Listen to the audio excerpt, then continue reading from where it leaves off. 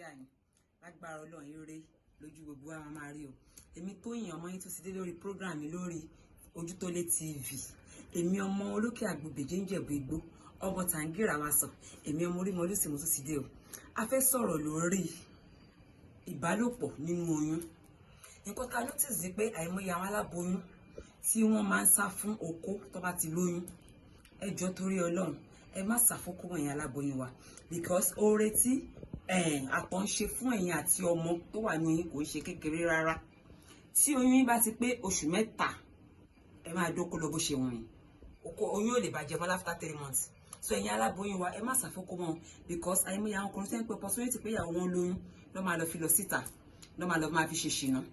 Tẹ́ bá máa fi bímọ tẹ́ bá máa fi wà okay àwọn ọmọge ta wọ́n ti gbàjọba lọ́wọ́ ọkọ yín. Ẹ̀yin aláboyún ẹ má sá fún okó wọn. Oore tí spam ṣe fún oyún inú àti ìyá la fẹ́ sọ̀rọ̀ lé lórí àti pé àwọn style wo ló yẹ ká máa ṣe. Gbogbo wa náà la mọ̀ pé doggy style ló dá fún olóyún jù. Ó lè jẹ́ doggy tí tẹ́ máa sùn sórí bẹ́ẹ̀ tẹ́ máa kọ ẹ̀yìn sọ́kọ yín. Ó lè jẹ́ doggy tẹ́ máa mú apá iṣẹ́ ọ̀ apá igi bẹ́ẹ̀ tẹ́ máa dì mú tọkọ yín máa wọlé láti ẹ̀yìn. Ó lè jẹ́ yẹn lẹ lè ṣe but tóyún bá ti heavy ká máa wọlé látẹ̀yìn ló máa ń dáa jù. Fún àwọn àǹfààní tí àtọ̀ máa ń ṣe lára aláboyún àti ọmọ inú ẹ̀. Tí aláboyún bá ń dóko dáadáa àtọ̀ yẹn ó máa ṣe ọmọ lóore. Ara ọmọ máa fresh, ara ìyá náà máa fresh. Ṣẹ́yìn ọmọ pé tí àwọn ọkùnrin bá ń súnmọ́ wa dáadáa nínú oyún ẹ̀yin ọmọ kó máa ń jẹ́ kí bond tó wà láàrin bàbá àti ọmọ kó tún tight sí. Bàbá yẹn máa like ọmọ yẹn gan. Tẹ́ bá ń ṣe dáadáa bàbá yẹn gbà pé yes ìyàwó mi gangan èmi gangan ni mo ní oyún yìí. Kò ń ṣe pé bóyá kinní. Tí ẹ bá ń jẹ́ kí àwọn ọkọ yín kó máa da àtọ̀ sórí ọmọ yín dáadáa nínú oyún ó máa jẹ́ kí ìfẹ́ àárín bàbá àti ọmọ ó máa jẹ́ kó tún jinlẹ̀ sí. Tí ẹ bá ń gba àtọ̀ láyè tí ẹ bá ń jẹ́ kí ọkọ yín súnmọ́ yín dáadáa nínú oyún ó máa jẹ́ kí ọjọ́ ìkúnlẹ̀ yín ó máa rọrùn yàtọ̀ sí àwọn tí ẹ pé ọkọ wọn ò sí ní the same country pẹ̀lú wọn.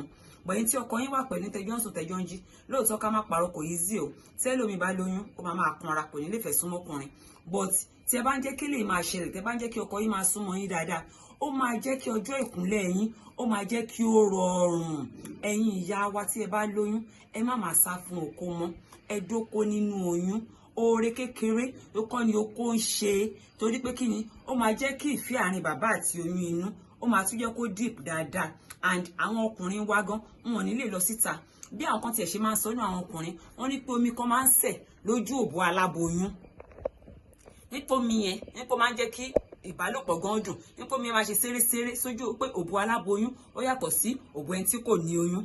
So lásìkò yìí báyìí sìn àwọn bàbá wa wọ́n ní pé omi yẹn máa ń jẹ́ kí ìbálòpọ̀ kó dùn. Wáìtì omi tó wà lójú ara yín wáìtì ṣe wá ń gbé sá ẹ jẹ́ káwọn ọkọ yín ṣeré náà. Ẹ jẹ́ kí wọ́n ṣe fàájì ṣe báwọn lọ ní ọmọ tó wà nínú yín ẹ má sá fún wọn mọ́. Ẹ jẹ́ kí wọ́n gbádùn omi tó máa ń sẹ̀ sójú òbò yín lásìkò ìlóyún. Ẹ̀yin olólùfẹ́ Toyin Tomato ẹ̀yin olólùfẹ́ Ojútólé mi ní rí jù yín lọ lórí program mi lẹ́yìn. Nǹkan tó ṣẹlẹ̀ ni pé a sì máa tún mú ọ̀rọ̀ mi wà lórí ọ̀rọ̀ ẹ̀yin ọkùnrin tẹ́ máa ń sá fún obìnrin tó bá ti lóyún. A sì máa bẹ̀yìn ọkùnrin wa náà sọ̀rọ̀. Ọ̀pọ̀ ọkùnrin ló jẹ́ pé máa ń sá fún obìnrin tó bá ti wọ menopause àti obìnrin tó bá ti lóyún. Wọ́n lè ní irun orí ẹ̀rí bákan kinní kan ń ṣe kinní kan lára ẹ̀. Ẹ̀yin ọkùnrin wa náà mo sì máa sọ àǹfààní tó wà nínú kọ́kùnrin kó máa dú aláboyún. Mo sì máa sọ fún yín o. Tàwọn aláboyún la sì sọ lẹ́yìn pé ó dáa káláboyún máa dóko dáadáa. So mo sì mú another topic bọ̀ fẹ́yìn ọkùnrin tẹ́ pé àwọn àǹfààní tí ẹ máa rí tí ẹ bá ń dó ìyàwó yín nínú oyún. Ẹ̀yin ọkùnrin má máa sá fún aláboyún mọ́. Táìmù tó ní ìdí jù lélẹ̀. Tí ẹ bá lè kọjú síwájú ṣe ẹgbẹ̀yìn wọlé. Ẹ lè ṣe kọ́kọ́ ìsín lórí bed kó fi ẹ̀gbẹ́ kan sùn kẹ́yìn wà lẹ́yìn wọn kẹ́ ẹ gba ẹ̀yìn wọlé. Any style tí aláboyún bá fẹ́ ṣe doggy ló wà okay jù fún aláboyún. Ẹ̀yin aláboyún ẹ má ṣe missionary style o. Ẹ má jẹ́ kí ọkùnrin spray kó sùn lé ọmọ lórí o. Doggy nìkan ni style to make sense fún ẹ̀yin aláboyún àti kẹ́ ẹ fẹ̀gbẹ́ sùn lórí bed. And ẹ̀yin ọkùnrin wa ẹ máa ṣètọ́jú aláboyún. Ẹ má sàn lé ní time tí ìyàwó yín bá lóyún. Ẹ má sọ pé irun wọn rí bákan ara wọn ṣe bákan ẹ̀yin náà lè sọ wọ́n dàbẹ̀. So ìpàdé wa bí ní rí jù lọ lórí program lẹ́yìn. Ẹ má rí ìpàdé wa tún dọjọ́ méjọ rí but ẹ̀yin ọkùnrin wa ọ̀rọ̀ ṣìkù tí mo fẹ́ bá yín sọ. Ẹ yé sá fún ìyàwó yín tó bá lóyún mọ́. Ẹ yé sá fún ìyàwó yín tó bá wà ní menopause mọ́. Mi ní rí jù lọ lórí program lẹ́yìn.